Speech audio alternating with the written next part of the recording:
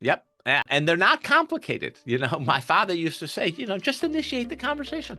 Ask them what they did yesterday. Hello, everyone, and welcome back to Move Daily Talks podcast. I'm your host, Tracy Steen, and today we have a wonderful guest on. It's Dr. Ezekiel Emanuel. Dr. Zeke is an oncologist, one of the most influential voices in health policy and bioethics, and currently Vice Provost at the University of Pennsylvania. He's advised the World Health Organization, helped shape the Affordable Care Act, and has been at the center of major health policy decisions for decades. In fact, he's considered one of the most cited bioethicists in history, with over 350 publications and 16 books to his name. His latest book is called Eat Your Ice Cream, and it just came out in January of 2026. We're really excited to chat with Dr. Emanuel today. Let's welcome him to the show.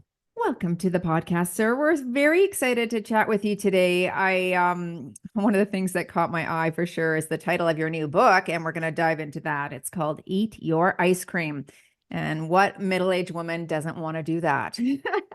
It's very important. So It's very good for important. happiness and good for health. Well, that's it. And one of the things that we find very prevalent in social media, of course, is ways to optimize our health. Like, it's kind of everywhere. This is how you optimize in your fitness, in your nutrition, in your wellness. There's so many scams, there's so many ways, there's so many things. And I think oftentimes women my age, well, right now anyway, are feeling overwhelmed with all of the things that we should be or could be doing in order to get healthier. What do you think about all of that? And how can we sort of thin slice to see what really is important? Well, two things. The first is, the main reason I wrote the book is to cut through all that junk, what supplement, what pills, what tonic, what different physical gym membership do you need? I don't want to say all of it's nonsense, but most of it is totally unnecessary. And the other thing is you will never hear me use the word optimize, because that's a false notion. Okay. Wellness is the kind of thing you need to do for years and years and decades, really. Right. And the idea that you're going to optimize something, it's not about, a gymnastics or a figure skating performance in the Olympics for 4 minutes where, one little mistake and you're cooked. The fact is, you're going to do a lot of things over your decades, and there's no evidence that being perfect is going to give you 10 more seconds of life, much less years of life. So what you have to do is develop healthy habits that you really forget about. They're just part of the daily routine.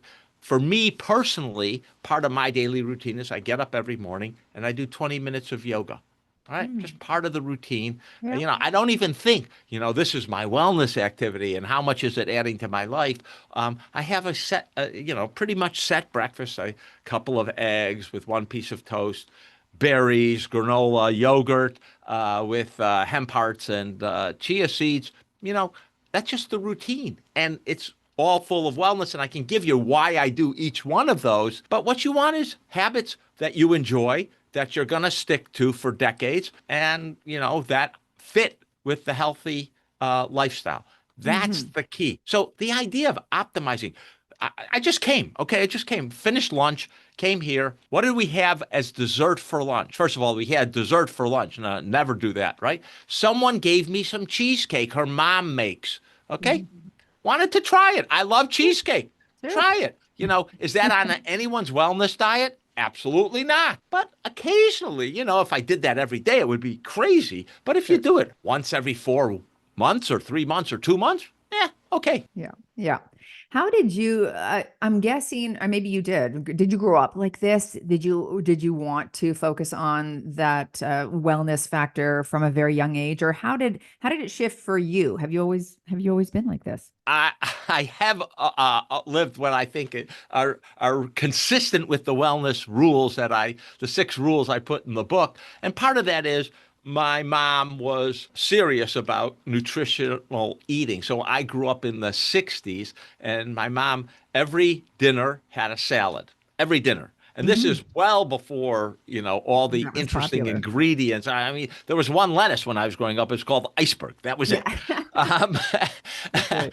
and we never had salt in the house. And we were always shoot out of the house to play outside unsupervised so we could manage and coordinate and negotiate ourselves. But also, my mother was very, very good about making sure that we were constantly burning energy. We were hyperactive kids, so we were burning anyway, but she wanted to make sure that we participated in all sorts of sports and physical activities. So I did grow up with that to some degree, but it was never a philosophy. You've got to exercise. You've got to exercise because it's key to being healthy and wellness. Never had that. My father never exercised, and he was the doctor in the house. I wrote the book mostly for the reason you said it right at the start, which is there's so much stuff out there, and I wanted to help people distinguish the hype and the nonsense. And we did this study in rats or nematodes, and now you should do it from here are the 6 rules that are age old. They've really been around for millennia, and I wanted to say what the rules are, what the science behind the rules are, and therefore what people should do. But I also wanted to give people, I would say, kind of physicians permission to not optimize, but to just do things and enjoy life at the same time. Mm-hmm. I really appreciate that because, as you said, when you go on social media, feeds are flooded with how to optimize. And so to just, be able to breathe and say, okay, let's create some foundational habits is important. I also think too that, most people aren't doing the basic habits. So they don't even need to optimize. They just need to move from the couch to, movement, right? And so I Yes. think, things are getting lost with all of that, all of those posts that can be confusing. What you're saying is right. So if you look at, social interaction, the importance of social interaction, first of all, most of the wellness people never talk about social interaction as a wellness intervention. Absolutely the most important thing you can do. We know that social interaction is the most important thing for health, longevity, and happiness. And they don't comment on it. And then there's lots of things that are, really important that if we just did them, and I'll tell you, you get all this stuff about protein, protein, protein, protein. I passed the Dunkin' Donuts, they have a big sign, 5 words protein in a row. It's like, Oh, good. On we all Dunkin' get Donuts. enough protein. Okay. It's the rare person who doesn't get enough protein in America. Right. What we don't get enough of is fiber. Sure. And that 93% of Americans don't get enough fiber. It's like, okay, we got the wrong emphasis. So I think you're 100% right. It's just getting the basics right is all we got to focus on. I think for you, growing up in the environment you did was fortunate. I felt like my mom was focused on more healthy foods as well. So that there is a component of being very fortunate if your parents paid attention to Yeah. that, got you outside, made you exercise. But there are a lot of people who didn't grow up like that, right? And so what was modeled for them is definitely what they've carried on in their own home. So how much does our environment influence us, and how challenging is it for you to help patients who are like that change their trajectory? You're, again, 100% right. So just think about the obesity epidemic Yeah. in America and the weight issue. The genes in the American gene pool did not change so radically that 70% of the population, of the adult population, is overweight or obese. What changed is our food environment. And it used to be that, wholesome food was easily obtained. Sometime in the late 50s and 60s, things began to change. So, today the federal government subsidizes farmers to grow corn and soybean and rice and wheat, the component parts that go into ultra processed food. Then you've got food producers, whether it's General Mills or Pillsbury or Cargill or what have you, Kellogg's. They take those components, they mash them up, they optimize for your taste buds. So they jack up the sugar, they jack up the salt, they give the fats, but they're not focused. They're focused on selling to you. They're not focused on promoting your health, no matter what they say. No. And we know that because that's how the obesity epidemic happened. And the consequences, now everyone has to take GLP-1s. It's not it's a very sick food environment rather than a health promoting food environment. Now, there are some positive trends. We see drinks of sodas, Coke, Pepsi, Mountain Dew, whatever, going down. People have recognized they're 140 calories per 12 ounces, 10 teaspoons of sugar with no nutritional value. And so that's a positive in my view. You also see Mhm. changes in other eating habits. I wish there were more. So part of part of the book is, look, here are a few simple steps to start your journey, and here's additional stuff you can do once you've started and you're feeling comfortable. The issue is, you may put it exactly right in exercise. Yeah, you can go out there and try to run a marathon, but the most important thing for most Americans is going from horizontal couch Yeah. potato to actually That's standing it. up, walking, then jogging, then running or riding a bike or swimming or whatever your physical activity is going to be. But the most important thing is to get out off the couch, and not enough Americans do that. Yeah, very true. So I'd love to take a little peek into your book. Of course, we would love for Sure. people to purchase it, but let's talk about some of these simple rules. Your first rule is don't be a schmuck. Yes. So let's talk about just briefly give us an overview of what the 6 simple rules for life would be. Yeah, so don't be a schmuck is don't take unnecessary risks. All of us Mm, take risks in life, and yeah. probably the biggest risk most of us take on a regular basis is turning the ignition on in our car. We don't think about it every time, but roughly the lifetime risk of driving a car is, for the average person, is one death out of 93 people. It's non-trivial. And then you can compare other risks in life to that. So there's something, no smoking, no vaping. You know that. Alcohol, we can talk about, it's a little more complex. Take your vaccines. They're really good for you. And by the way, as you get older, the exact people who are listening to this, there are 4 vaccines that actually reduce your risk of cognitive impairment and dementia. Get those 4. Then there are other things you can do. Cancer screening tests. Recently I returned from New Zealand, where I was talking to the government about healthcare improvement there. And my wife and I were in Queenstown, which is in the Southern Island. And over the horizon, as we were riding some bikes, came this hot air balloon. I said, wow, let's go hot air ballooning tomorrow morning. And my wife said, is that a schmuck move? And I said, well, let's look it up. I don't know the That's answer to right. that. And it What are the turns out that odds? very safe, very Yeah. safe. The chance of mortality is 1 in a million liftoffs of a hot air balloon. So it's Okay. perfectly fine. Sure. Yeah. It's actually safer than riding around on my Vespa like motor scooter. Okay, so that's don't be a schmuck. The second rule is engage in social interactions. Close Mhm. personal friends, very important for Mhm. longevity, health, happiness, but even casual interactions. Your Uber driver, your barista, someone you happen to be sitting next to on the train, the plane, the bus, whatever, all very, very important for your happiness, but also your health. And one of the great things about social interaction, turns out that when you initiate a conversation with someone else and you have a conversation, you're actually being generous to them. You're being Mhm. virtuous because they're going to benefit from that conversation just as much as you are. And even if you're introverted, turns out you like talking to other people too, and it's good for your health. Third is stay mentally sharp. And as we get older, we actually have to work at this because there's a normal cognitive decline. But if you challenge yourself, really, really important to keep the mind active. And I mentioned 4 vaccines.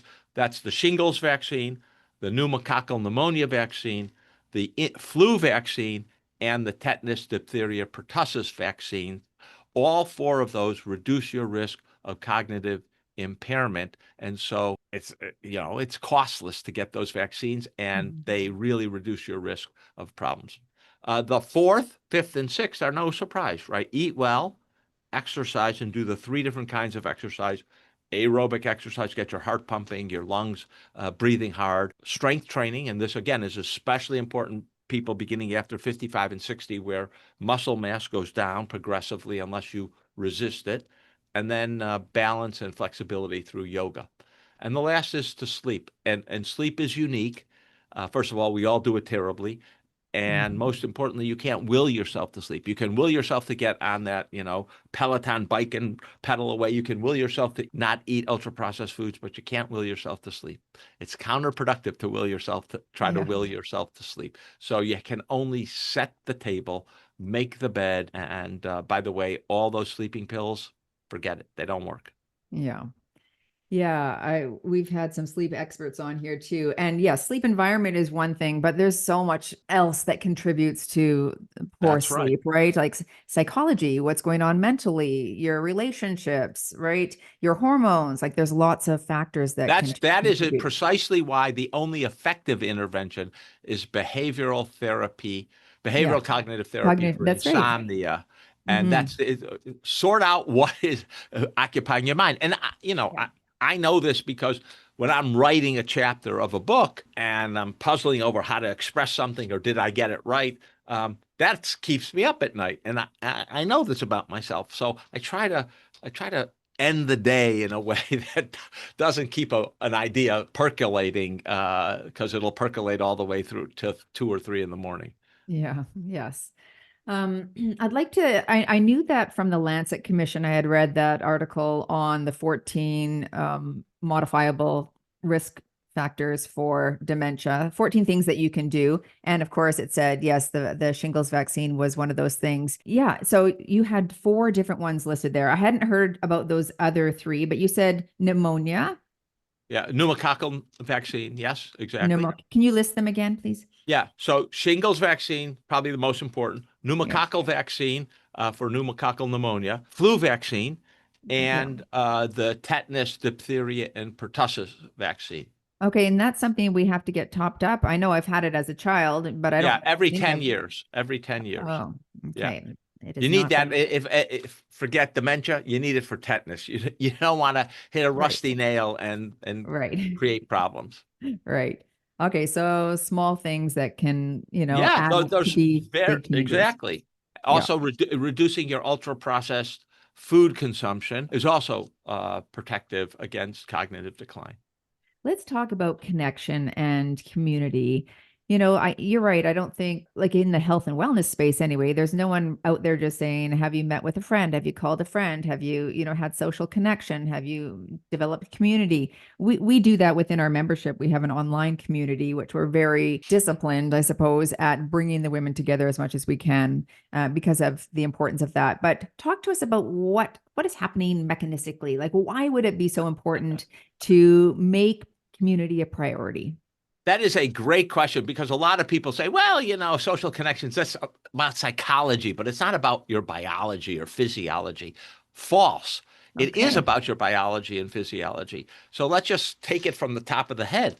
Um, you know, Interacting with a person increases your oxytocin, the so-called love hormone in the brain, that the hormone that gets a mother to bond with the baby. It also increases dopamine, the reward hormone, neurotransmitter in the brain. It downregulates the hypothalamus, pituitary, and adrenal cortex and decreases the cortisol or stress hormone. So you get calmer and decrease a lot of the tension that's built up. But we also know from studies of the UK Biobank, where people have given their DNA as well as their health history and social history, that those people who have fewer friends and see friends less frequently, so their entire social relationship quotient is down, they actually have a lot of genes that are activated, and those genes tend to be associated with inflammation, lowering the immune response, lowering the response to vaccines, and increasing heart disease. So the idea, social connections actually improve your physiology, and being lonely and socially isolated actually worsens it through increasing inflammation, increasing heart disease, and other genes associated with ill health. So it's actually physically. Now you want to say, well, how could that be? Look, social interactions is part of our brain. And Aristotle knew this 2,500 years ago, where he said man is a social animal. Our forebrain, the new part of our brain that distinguishes us from others in the animal kingdom, it's all about connecting with other people, collaborating, communicating, executing on projects together. That's what makes human beings so powerful in the animal kingdom, because we can collaborate with other people.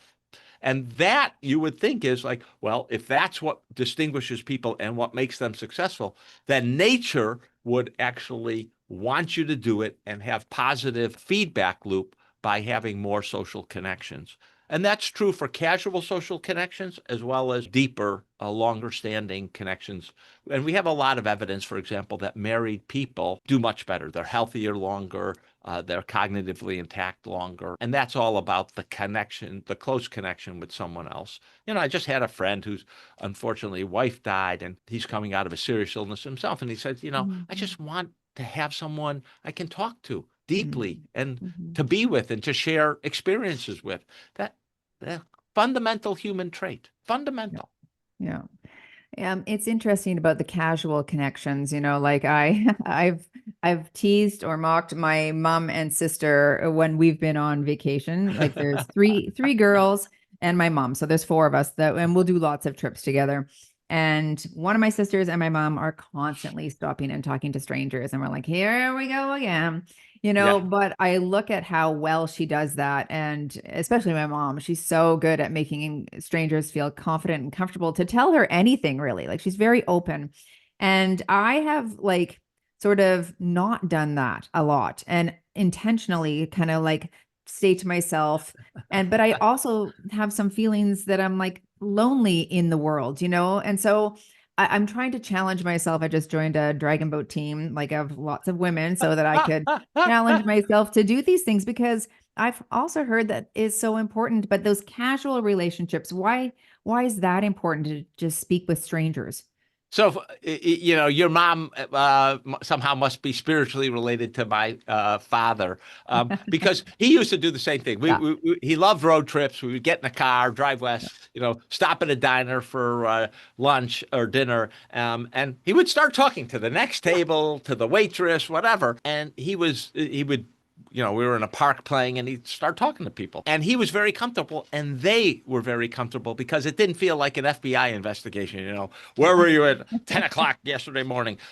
He was interested, you live here? What's interesting to do here? Yeah. How did your family come here? And he just began talking to people, and people like talking back, and they especially like someone who's actually listening to them and not looking at their phone. And so my father, that was his main way of going around and finding out about people in the world. He really cared what was going on in people's head.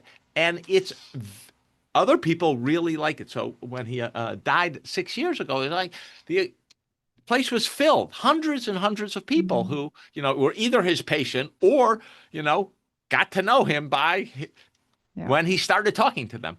Right. It is very, very strong. Casual social connections also make us, again, more at ease, happier. We actually learn things. So a lot of us are hesitant to initiate. And believe me, when my dad did that, it used to embarrass me. I would try to crawl under the table. It's like, so what are you doing again? Just, do we have to do this? But it turns out there's a professor, Epley, at the University of Chicago, who's done these experiments. He's asked people who are commuting. So 1 week, just do your usual thing and assess, at the end of the trip into work, how happy are you? How much interaction did you have and things like that. And then the next week, it would be your duty is to connect with at least one person on that trip. And most people think, well, they won't want to talk to me. Okay. Yeah. It'll be a waste of time.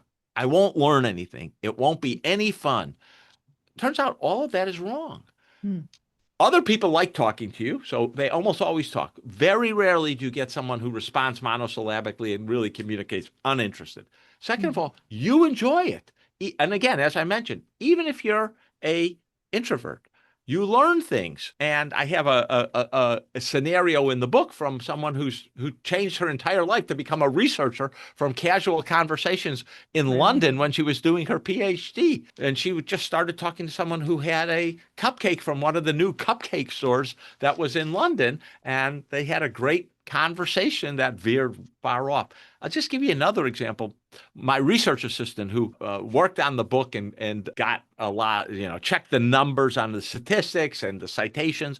And when we finished the book and handed in the manuscript, he went to a restaurant across from his house. And it's a new restaurant that just opened up. He's on his phone and he's like, I'm not even living the book I just helped finish. So he's Yeah. the Put it down. bartender across, he asked her, he says, this is a new place. Where did you work before this? Or what were you doing before this? Turns out, she is doing a master's degree in healthcare administration. He's worked with me on healthcare policy. They started talking. Someone down the bar recognized my research and said, oh, you were in class with me. You were really, we had a film class together and you were really into film. He spent 45 minutes in a wonderful conversation that he hadn't anticipated. Yeah. That's how it works. And right. And you enjoy it and you learn things. Yeah. I wonder if being in front of someone, like close proximity versus via Zoom, is more beneficial. I'm guessing yes, because the potential of touch or laughter or connection or oxytocin passing. Would you say that, yes, we need to get sort of off the computers, off the phones, and get into real life a little bit more?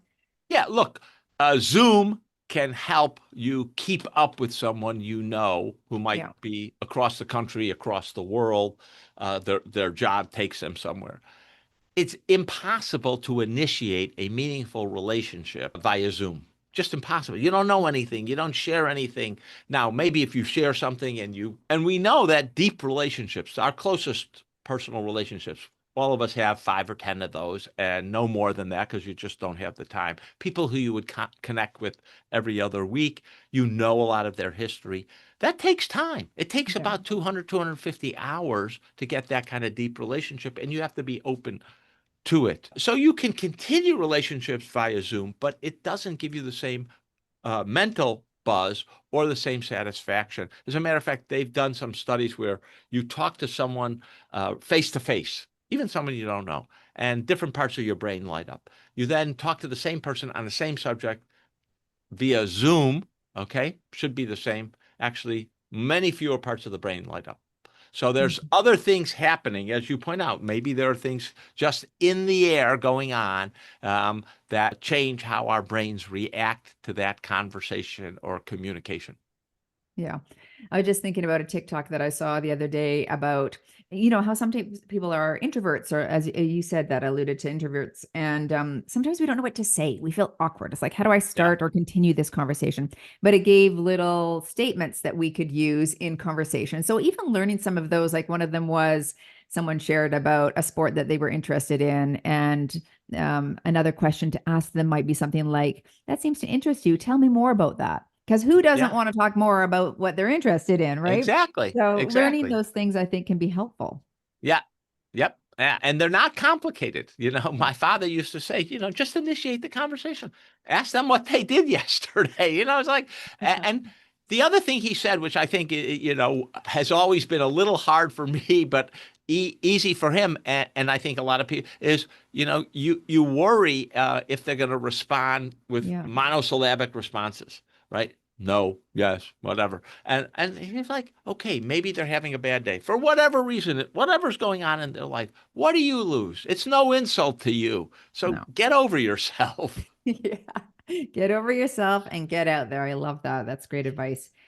A lot of women, again, 45 to 65, that's our group right here. We're hearing about things that, I know you don't love the word optimize, but we're hearing about things on how to improve health. And it's tricky to know exactly what to trust, right? Like, are cold plunges something we should do? What about red light therapy? What about continuous glucose monitors?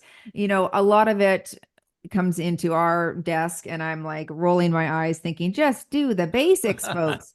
But, are there other things that are actually worth paying attention to in your mind? So cold plunges or saunas, there is evidence behind them. I can't stand cold plunges. I would never do them. I used to swim in high school and I hated the cold of the pool. So I got out of that. But I like the sauna. So, and there's good data from Finland, of course, Finland, which is the home of the sauna. Yeah. Four Yeah. saunas a week are actually good for you. Red light, about 6 weeks ago, I think, maybe 8 weeks ago, in Nature, which is a big biomedical journal, had a 4-page review of red light therapy. And it actually persuaded me. I had sort of, when my brother told me he's doing red light therapy 10 minutes a day, I was like, Yeah. another quacky idea. But there's actually pretty good evidence behind red light therapy. The main barrier to red light therapy is those lights cost, you know, $2,000, Oh, and yeah. very few people have them. But it does go into the skin. It does not cause cancer. So the potential negative adverse effects very limited, and it does stimulate cells. Does seem to have positive impact in terms of healing cuts, in terms of the immune response. So I've become much more of a believer. The problem is the big randomized trial you like to see. Take people with long Yeah. COVID, give them red light, or give them no red light. Doesn't make a difference. We just haven't done those studies. The small anecdotal studies that we have, and they're almost all the studies are pretty small, are very encouraging. And Yeah. again, because the downsides are zero, it's like 10 minutes a day, that seems an okay intervention to try. Yeah. Unlike peptides, which are also Definitely out. anecdotal, right? No human Yeah, studies. yeah. Yeah. Let's hear your thoughts on because that is, it's so funny. It's like protein is up there, and then I was like weighted vest, and then it's like fiber. Like there's always a trend that's really trending. And right now, of course, we see in our feeds peptides. Yeah. So, yeah, what is some of your advice around the I have caution one with word, that? idiotic. Yeah. Um, and look, we know peptides can work in the body. GLP-1's a Yeah. peptide, insulin's a peptide. So it's not, do peptides work? Yes, they have very specific function. Problem is that the ones that are available at the storefronts out there on the street selling you $500 infusions, um, Right. not tested, as you point out. They come from China, so not good manufacturing process, no GMP. You don't know what's in them. You don't know if they're contaminated. And then this trend of stacking them. We're going to take 5 at once. Well, who the hell knows? And by the way, the people who are doing this are people who are, persnickety and assiduous about the kinds of things they take in, the kinds of things that they would eat or not eat, or, the exercise they would do or not do. And yet they're willing to take this stuff that they have no idea what junk is involved and what its physiological impact is. And more importantly, what its long-term impact is. Before you see liver failure or kidney disease or cancer that might develop from these things, could be 10 years. That doesn't mean it doesn't cause it. It just means it's a slow evolution. And no evidence that they benefit you one iota. So junk, don't do it. I'm with And you. if it were really going to work, you would know, right? This isn't going to be some obscure thing that a few people are doing. Yes, something always has to start with a few people, but you'll learn it fast enough if it's real and genuine. And most of them, as you point out, they're fads. Here today, gone tomorrow. Yeah, and one of the things that made me nervous too, just listening to some scientists talk about it, is that, some of them can increase blood flow. If you had precancerous cells or cancerous cells, it Yeah. could bring more blood flow, to tumors and areas that you don't want. So because you can't say what part of the body you want the peptide to go to, so it can go everywhere and then cause harm, right? Yeah, and the same thing, some of them stimulate the growth hormone. Very bad thing for cancer. Also Right. substantially increases your risk of cancer. So Yeah. it's Yeah. 100% right. Yeah, let's stay away until there's human data, Good data. RCTs, yeah, randomized control trials. Okay, let's look at cognitive decline and retirement just before we wind things up here. I'd love to, a lot of us women are now empty nesters. We're in that phase of life. Retirement sort of is around the corner. What role does purpose and identity play in healthy aging? How important is that to just prevent this cognitive decline and stay as healthy as we can as we age? Yeah, so it's an important question. So the first thing about cognitive decline that you should have done before, and you should tell your kids is, Yeah. look, the more education you get, the better it is. You start out from a higher plane, and then when the Right. decline happens, it happens many years later. So actually, all this attack on education by Trump and others is very bad Mm. because the more educated the population, the slower the cognitive decline. So that's number one. Number two, mentally challenging yourself. And that's not repeatedly doing the same kind of thing. It's trying new things and getting good at new things. Very Mm. important. Why is it important? It connects different neurons in your brain and makes those connections solid the more you do it. The other thing to emphasize is you want to connect multiple things. So, playing an instrument is one of those things that's often recommended. Why?